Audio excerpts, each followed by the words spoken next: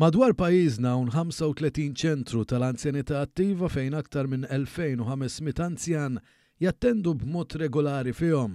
Biftehim mal-Kunsill Lokali ta' Ħaltarxien u fil-preżenza tas-Sindku Joseph Abela Gallia issa nfetaħ iċ-ċentru tal-anzjanità attiva ġdid li se jkun qed jopera mis-sala f'Dar Nazzaret fejn fih l-anzjani jistgħu jiltaqgħu ikollhom sessjonijiet edukattivi u soċjali u jibqgħu attivi fil-komunità tagħhom stess.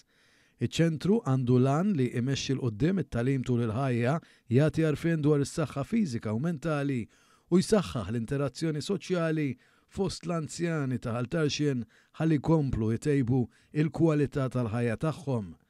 Is-Segretarju Parlamentari għall-Anzjanità Attiva Malcolm Paula Ġus Gallia saħaq li ċ-ċentri tal-anzjanità attiva huma pilastru importanti biex l-anzjani jibqgħu attivi u indipendenti fil-komunitajiet tagħhom u enfasizza l-impenn tal-Gvern li jkompli jinvesti fl-anzjani ħalli jkollhom aktar opportunitajiet biex jipparteċipaw f'attivitajiet edukattivi u soċjali li jgħinuhom ikollhom aktar ħajja attiva.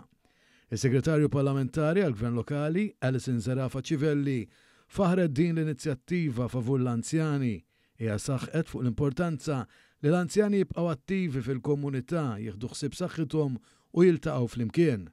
Il-Kap Eżekuttiv tal-Anzjanità Attiva u l-Kura fil-Komunità, Dr. Renzo Di Gabriele, spjega li ċ-ċentri tal-Anzjanità Attiva joffru mhux biss post fejn l-anzjani jiltaqgħu iżda wkoll programmi frux ta' attivitajiet li jħeġġu l-involviment soċjali u jagħtu l-opportunità lill-anzjani jaqsmu l-esperjenzi tagħhom ma' oħrajn.